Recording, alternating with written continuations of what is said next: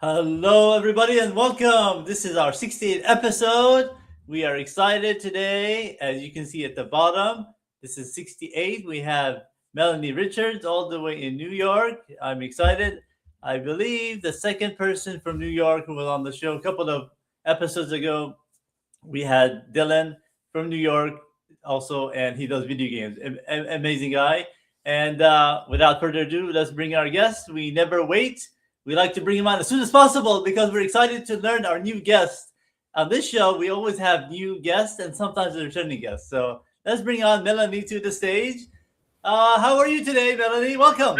I am great. Thank you for your warm welcome, Omar. Thank you, Jackie, in the house. I am with family, so we've got a little bit of background as we're celebrating birthdays, but I cannot thank you enough, Omar, for your warm welcome. Amazing, amazing. I'm excited. We booked this weeks ago, and I've said Melanie's an exciting person, fun person, and amazing to have you here. I actually want to show a clip from one of your shows to the audience before we get started. Would that be fine? I picked a random one here, and hopefully it's something that you like. Okay, let me just pull up and share my screen. Okay, we'll go here, and then we'll show us a clip of it, and then we'll talk about it. Sharing now. Okay, there we go. Okay, we'll play a clip. Hey, everybody, you are in for a treat. Guess who is returning to join us? She is Surprise! back. Woo! With her pom pom, Shel Shapiro, our LinkedIn cheerleader. She says she's yours, but I think of her as our LinkedIn cheerleader, and I can say that to Amazing, amazing. That you're such a cheerful person. When you see that, what comes to your mind? I'm smiling because Shel Shapiro almost single-handedly helped encourage me to bring out the pom-poms. You know, we like to show up and support people, just like amazing Stacy and Jackie who are joining us. You know, we're here to help each other light it up. And what I appreciated is Shel really helped me learn to relax and lean in on LinkedIn. She actually helped uh, start a musical theme behind our second year anniversary, and I've really leaned into it. So I greatly appreciate that amazing woman, as well as Stacy and Jackie, who are in the house with us today. Amazing, amazing. Let's say hi to Stacy. Let's say hi to Jackie, who will be on the show in March, by the way. She will be on the program. And then I'm assuming this is you as well. We're going to talk about your business and all that. But we'll start out with some fun questions, and we'll start you making you comfortable, and then we'll get into your business later. Okay. All right. First of all, state your name and where are you from? My name is Melanie Richards, and I am a girl from the Bronx. But I The now Bronx. live in the Hudson Valley, about where New York turns west. Put the push pin in, that's where we live. Amazing. So you've lived there most of your life, or all of your life, right? Basically. No, most actually started in the Bronx and then went to college in DC and then Westchester and now in the Hudson Valley. We've been in the Hudson Valley about 29 years now. Amazing. All right. First question. Okay, I'm relaxing in a hammock in Hawaii when a waiter approaches me with this. What would you want him to give you? So I love this. There might be two things. So the first choice would be a blue margarita. But on his death certificate, Okay. And the second one? and the second choice would be a glass of prosecco.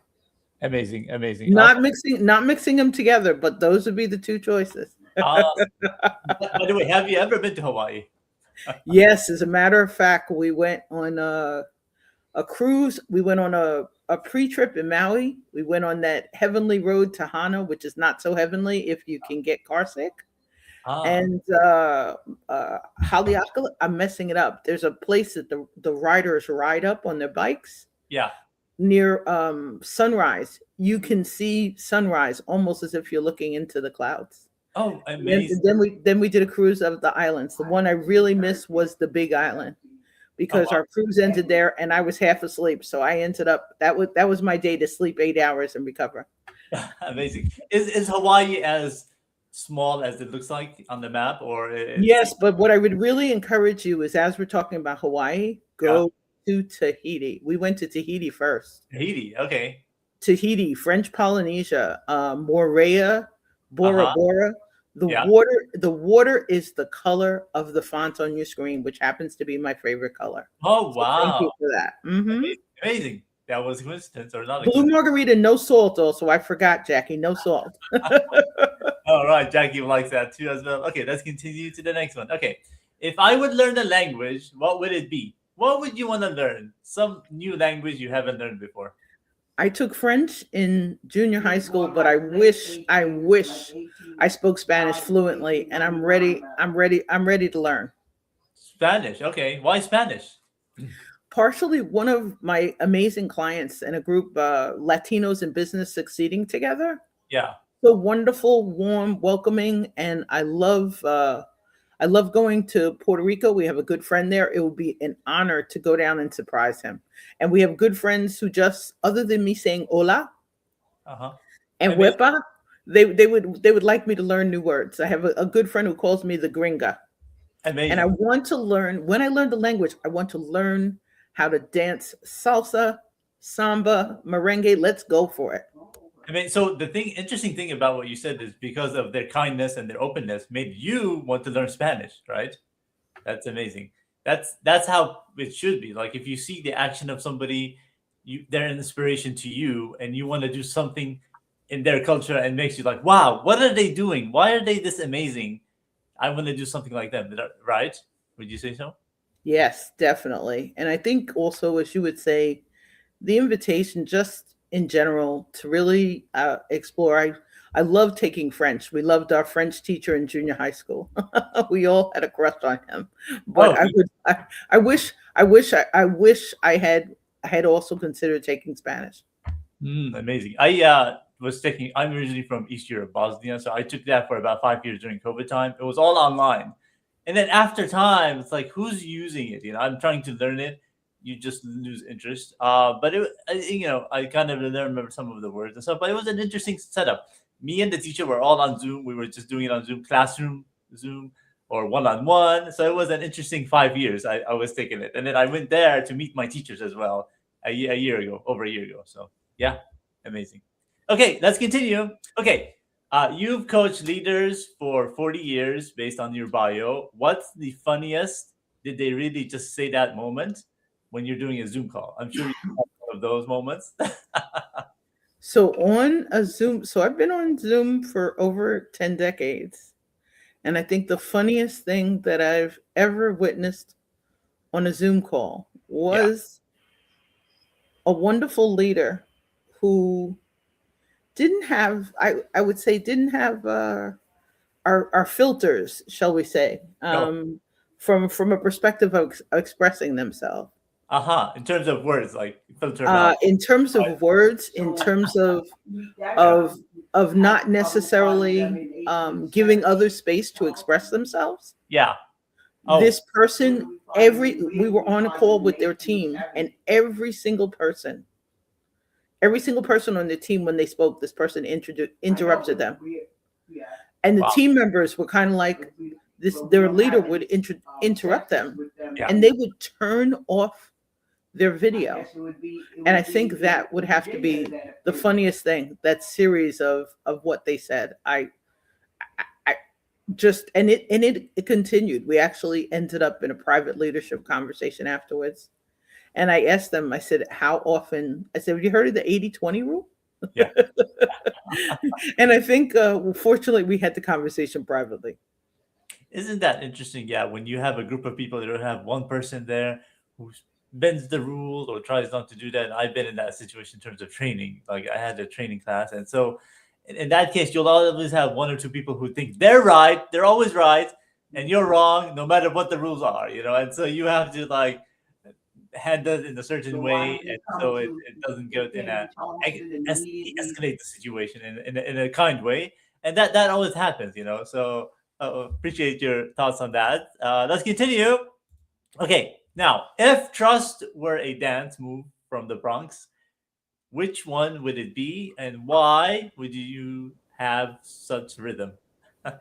So, if trust were a dance move from the Bronx, I would make, I would trust would be either the cha cha or the samba.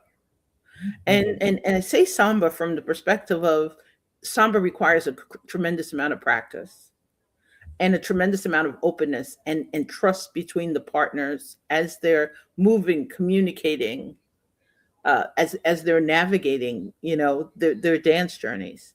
I would say the cha cha because trust can be basic because some people show up as trust willing and they Hmm. show up as trust willing, and we think of that. If we watch our children and watching kids dance of kind of the sailor, that would be kind of cool. That's like the sailor. Would you demonstrate for us? No, I'm just kidding. Actually, I was at a birthday party yesterday for our youngest family member at, Yeah. at 1 years old. Their Oh, dance is very different. They're dancing the sailor dance. interesting. A 1 year old, amazing. I have a nephew. He'll be 3 in May, and so he's at that moody state, but also I want to do my own thing, like kind of thing. That he's at Well, that they're age. walking. They're walking at 1 minute, and next thing they all fall down and they're crawling. So Yeah. that's what I meant about the sailor. Oh wow, that's amazing. That's awesome. All right, thank you for the share. Let's continue. Okay, now what's a remarkable cuisine from, I guess, New York, meant to be for the country, but something from, let's change it up in terms of a cuisine in your state. So some would say, and I'm going to give you a cuisine from mom because I learned this is his mom's recipe. And hey, Jedi J, well and welcome. I A dish that mom taught me about because mom is from the South. A dish we make called red rice and sausage. And anybody actually on the Northeast, I need Carolina sausage. So if you find some, it's in a yellow box and it's red rice and sausage. But I've modified it now, so it starts with multicolored peppers and onions, rice, tomato paste, crushed tomatoes, diced tomatoes, and sausage. So we call it red rice and sausage. And what I love is it's a Hmm. one pot dish for that challenging cook or the small kitchen. Hey Leslie, warm welcome. Oh, amazing, amazing. I want to say hi to Jay and then hi to Leslie, and I'll talk about that more a little bit. Thank you, Leslie, for joining us. She does a show on Mondays and Fridays at 11 Eastern. She moved it 1 hour back. Check it out. We've been friends for a while. She's amazing, amazing. So that recipe, was it hands down from your mom, your grandmother, or something that you came up with, basically? Actually, it's a generational recipe, and I added the diced tomatoes, Yeah. I added the peppers, I added the onions, and sometimes I put crushed tomatoes. Amazing, amazing. Those are our tweaks as we prepare it by the tin. That's amazing. That's very important, right? Do you think it's very important to keep that the family culture from what people did? How important is that to people? It's fundamental as I'm sitting in as my mom is in the background speaking with our cousin about 8 generations of our family. Mom on a sabbatical went back 8 generations. So Oh, she is trying to locate one of the matriarchs of our family and most of the records years ago. they're set from the lens of the patriarchs. Oh, So they're stuck on where they can find information about relatives. And also during the during the perspective of slavery, there's an 1880 census, and the census was burned. oh, And yes. yep, so they're stuck on information pre-census. That's amazing that you're gonna trace back and try to get where your heritage is from, and that's yeah. A lot of times that does happen. There are some archives that have been burned and stuff like that for different cultures as well. And so, how are you supposed to find that? There are maybe some other traces out there, so keep looking. Is there any places that you guys have heritage to, or which location have you guys discovered, or your mom discovered? It's big because mom started on her sabbatical. So our mom's my great aunt will be 90 this year, and a lot of she's the youngest in her family. She's also a rock star, and their lens of going through records, actually burial records, wills, all sorts of things at the National Archive. Really Uh-huh. grateful. And you would say it ties in. One of the things I loved was going with mom back home, as she would call it, to Edisto Island. The ladies there prepare like a crab dish. Uh-huh. It's all inside of a crab. It's like a stuffed crab, and each woman takes a different turn. As there are tours going around, you can pick up a crab. Amazing. So Edisto Island, I'm looking at it right now. Where is that located? That is in South Carolina. Is that right? Yep, it's in South. Yep, it's in South Carolina. Yep, mom and family, a lot of cousins. They just came back from another family reunion during the summer. Almost 90 some odd degrees, a big change from our 15-degree temperature right now. Amazing. I would like to show our viewers a little bit about it here. Hopefully, this looks correct. Actually, what I remember was the beach. I brought back sand dollars. I had never seen a sand dollar on a beach before. Oh, wow. And Okay. and near where they're home, there's also a tree. It's been there forever called Angel Oak. Aha. Wow. That's awesome. Awesome. Okay, let's continue. Amazing information about that. Let me bring in the questions here. Okay, the next one. Okay, you assessed others in accessing their unseen potentials. What is one of their own intangible qualities that others often recognize before you do? These are deep questions. I think you would say the energy. I didn't realize, in the beginning when we start networking and when we're working in operations, and basically I spent most of my career supporting salespeople. So basically supporting leaders. The one thing I didn't realize is the energy part. I called it return on energies, and now I'm calling it kind of return on sustainable energies, or from the positive intelligence lens, return on sage energies. But I think other people see my energy before I realize that intangible part. We can feel it. You walk into a room, you feel welcome, or someone says hi, or you walk into a room and you know immediately that there's conflict, that maybe it's a space that's a little less welcoming for you. Yeah, amazing how you can tell about that. Like we go in and you can see who you can vibe with, right? It's awesome. Amazing. Okay, let's continue. Okay. If someone invited me or you, for example, to act in a movie, what would be your role and what would you play? I know you have a little bit of celebrity, a little bit of influence in terms of being seen with different celebrities. So this might be a good question for you. So I love Ruby D. Watching Ruby D in A Raisin in the Sun Yeah, inspired me to pursue acting for a very short period of time. I really learned later that writing is the hat that I should have embraced. I think I would love to play, and you'll laugh. I love the Greek tragedies years ago. There was a scene ah, from Antigone, and I never could get it right as a kid. I think through this lens now of decades later, I think I'd like to try that lens of Antigone in from a Greek tragedy. that's amazing. That's awesome. That would be interesting to try. Right? Yeah. that they have a different, interesting approach to them, and so why not? What was your favorite in high school or college? If you read any of those Greek strategy books, or maybe Shakespeare as well, any of them ring a bell So to you? in high school we read. I loved English literature. I loved A Tale of Two Cities, which Uh-huh. eventually became a movie. Yep. And for color girls who have considered suicide because the rainbow isn't enough, there's a line in there that always stays with me. I found God in myself. I found God in myself. I found God in myself, and I loved her fiercely. So I've read a lot of plays, and I want to thank you for reminding me to curl up and check one out shortly. Oh yeah, absolutely, definitely. Jackie comes back here, says, "Does the flowers? I wonder if you were in part of it. We usually had sunshine yesterday, and so far today too. All right, awesome. And it's still cold here. Oh, exactly. So I mean, Phoenix hasn't been that cold. It's been kind of right now 65, but it's kind of like not as. So we're gonna have a hot summer for sure, probably.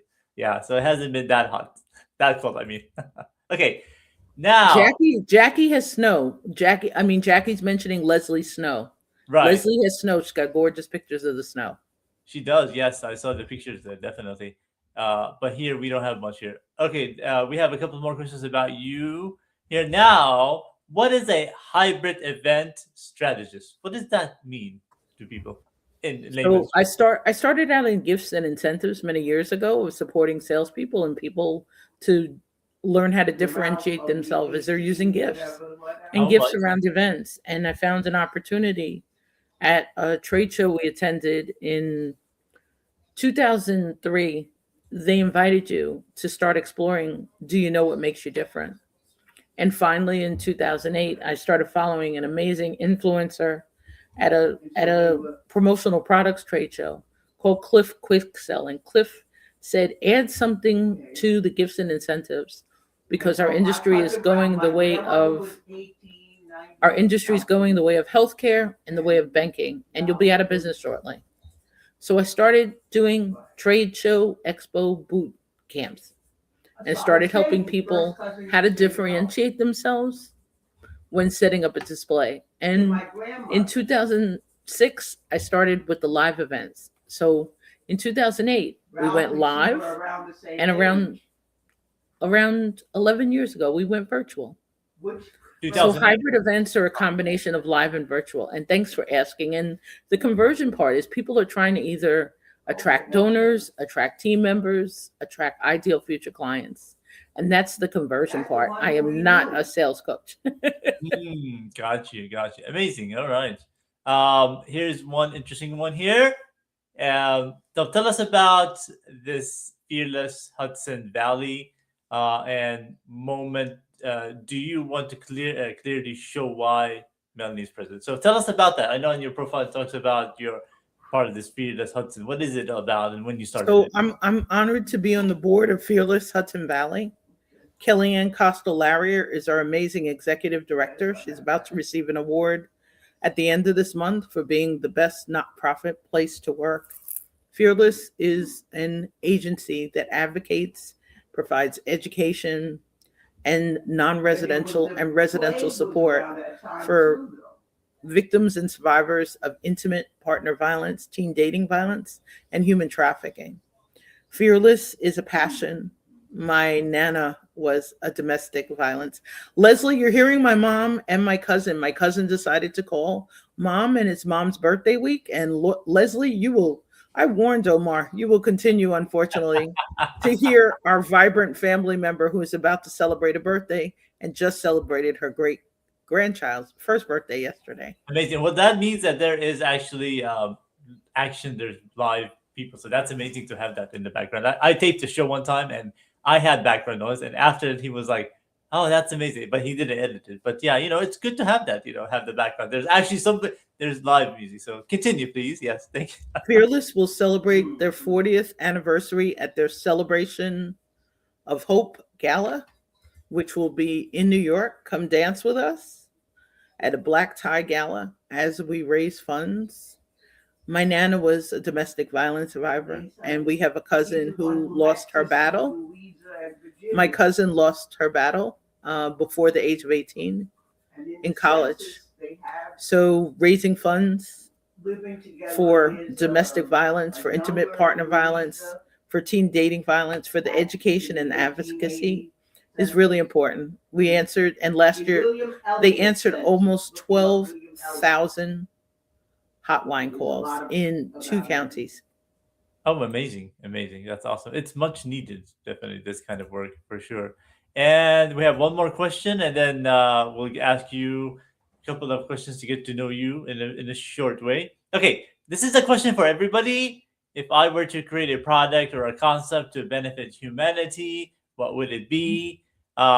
There were 67 people ahead of you, all came up with unique answers. What would Melanie want to come up with? And does this turn on the CC captions now? All right.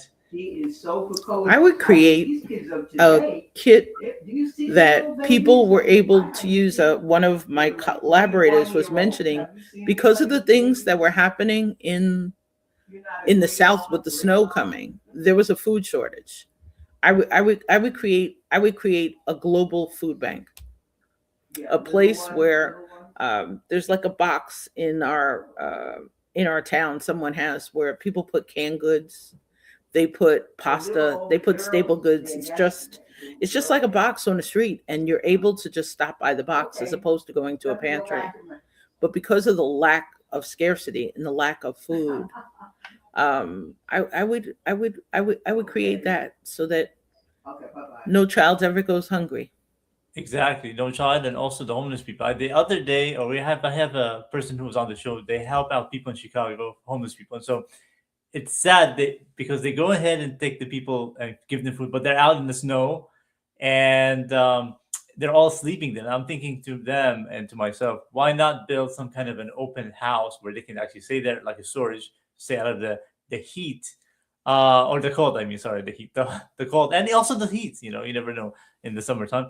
But that would be something for a good project to do, to keep in there, rather than them sleeping on the snow, having the covers, and then buying them stuff while they're sleeping on the snow, the homeless people, stuff like that. And that's needed, but I guess it's more of a higher level. So, but people can, I'm thinking, why not buy a home that's empty or someplace with a cover, and just they can sit there. It's a lot warmer than being outside, even though maybe there's no AC. It doesn't have to have electricity. It could be just a storage space. They can just settle in there and then hand them the food. What do you think? No. I do think it's a great idea, because I think also that's one of the things about being on Fearless. When on the board, Yeah. there's a pantry, a small Mhm. pantry within the agency, where moms can come and pick up essentials and feminine hygiene products and diapers and all sorts of things. But I think I had no awareness of the need from a food scarcity perspective. Going Yeah. to high school in Manhattan, you would see homeless people in the streets, but it wasn't. And going to work, I would see homeless people in Grand Central Station while traveling. Mm. But the consciousness of the people who are really going without. I'm really grateful that Fearless helped me understand, through partnerships with pantries, partnerships with humane pet societies. We don't even think about the number of people who are in need. So thank you for that great question. Oh yeah, no, absolutely. I mean, and then also, I mean, has that changed from when you were in high school to now in terms of who homeless are? Because I always hear that most of the time they don't have any drug addiction or drug issues. A lot of them have financial something that caused them to go in that condition there. And so, has that changed from your experience in seeing homeless people? Over the decades, I Yeah. think we have a lack of awareness about the number of people that we see who are homeless. Hmm. They're some cases well showered, they're well shaved, they're well taken care of, they're well dressed.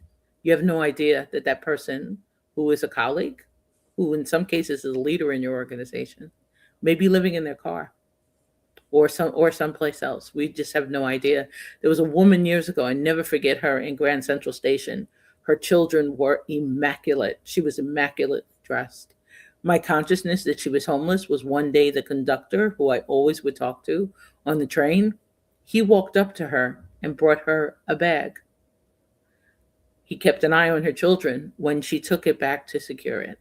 After that, I started bringing her different things from home, not from a perspective of support, but a perspective of really seeing them. We don't realize. You see the people sometimes who, when you stop your car, are trying to, wash your window in the cities, and that was the irritation. But I think the reminder, this is just another human who has incredible needs, and the number of children I learned years ago in our county where we lived, through Leadership Orange in 2010, the average age of a homeless person was 5 years old, Wow. and Why? that was in 2010. Exactly. Wow, that's crazy. Yeah. Jackie says, appreciate you helping in so many ways. I'm sure this is for you, Melanie. We all help out in a certain way, but definitely. I mean, if you see somebody struggling outside, if you see them, they need help. The other day, a family member was walking outside and somebody asked for a hamburger. They bought them a hamburger. And he turned to be a homeless guy. And so, stuff like that. Sometimes if you buy them food or buy them something rather than giving them money, it's a little better than, because you don't know what they're going to use that money for. It could be for good or for bad, but it's always good to help out what's needed. So help the community, help out. Tell us your closing thoughts, Melanie. Appreciate you being on the program, and then you can, I guess, start with how is something important to helping humanity, and then continue to your closing thoughts. Stacy Casson being on. Stacy was, I had the pleasure of meeting Stacy Casson last spring, and the In pleasure person, of meeting in Christy person, in person, right? in person, Yeah. in person in Florida. And I think that's the one thing I would leave you with. As we are on social media, and some people are active, others are inactive, others are what they like to call us the silent generation. That was me. And I think the thing I would love to encourage is, somewhere besides going to check on a neighbor, an elder, call somebody you haven't spoken to a really long time. Bridge the gap of the opportunity to meet someone in person that you met online. I had the opportunity, besides meeting Stacy last year and Christy last summer, Lachelle Atkins, America's Oh, Supermom, the amazing! Yes, 15 amazing. children. Yeah, he was on the show too, by the way. So if you want to check out our show, I want to meet her definitely. Yeah, Yes. Oh gosh, Lachelle. We had the pleasure of meeting two of her kids and her yeah. mom and some members of her Elephant Strategy Club. Wow, Bridge amazing. that gap to eliminate isolation. That would be my invitation. Some cases it's not welcome. Some people are. I'm an introvert. I'm a trained ambivert Yeah, from years as the daughter of a scholar. I'm a trained ambivert, and just lean in when you can, and just like Jackie does in her profession, like others do, yep, from a healthcare support, from a mental health support, the awareness, do it absolutely gently and with great care. And check out Stacy Casson, the Queen of Joy, and her beautiful family. Check out Jackie, who has a fabulous, fabulous show on Mondays and Wednesdays. Check out Leslie Flowers. Check out some of these amazing people who are joining us today, including Jedi J, who will join me on May 4th. May the 4th be with you, Jay. amazing. Yeah, he's an amazing guy too, definitely. Thank you for joining us, all these people, wonderful people as well, and they're awesome. Actually, I want to give you some applause here for our wonderful people. Melanie does a lot of wonderful things and hopefully good advice. Yes, meet the people in person. That's what I did in 2024. I met 25 people plus, and amazing to meet the connections. And so now I'm going to be doing that. I got the new job. Now I'm just focusing on that. And then also traveling when I can, definitely. So I have some people in all of the New England area. The start at the top from Vermont all the way down. Why not end up with the shell down at the bottom in Atlanta? So that would be great. See another 10 people there. So and then do some filmings or whatever with them. And I appreciate you being on the program. Next week we have a chef in Amsterdam in the Netherlands, and so we're going to be talking to him about starting a business, a restaurant, and cooking in for different people there. It'll be an interesting one. Hopefully, he does show up as planned, and it'll be an amazing one. Stay tuned for that. Appreciate you again being here, Melanie. Last minute word for everybody. May May you have a peaceful day filled with blessings, opportunities, and possibilities. And thank you, Omar, for the chance to join you today. And as Leslie Flowers is on closed caption, we're wishing Mom a happy birthday this week Oh, and yes. grateful for her fire and her energy. Happy So, birthday to your mom. How old is she? She said she's 90. Mom's age. Mom told her age yesterday. She actually told mine. Mom is younger than her brother, who will turn 90 this summer. How about that? Amazing. My grandmother is about to turn 93 in a couple of weeks. So in mid February, and she's going strong. So she's amazing. Amazing. People ask, Today would have been my Nana's birthday. So happy heavenly birthday. We'll leave on that. And amazing. for those who are choosing to celebrate Black History Month, Yeah. let's be careful out there. It is amazing. I'm going to play the outro. Stay with me there for a second. And guys, thank you for joining us for episode 68. We're almost approaching to the 100th episode. In that case, we're going to do something very special and spectacular. Maybe a scene from every guest. And here's the outro. All right, guys, we'll see you next week. Thank you.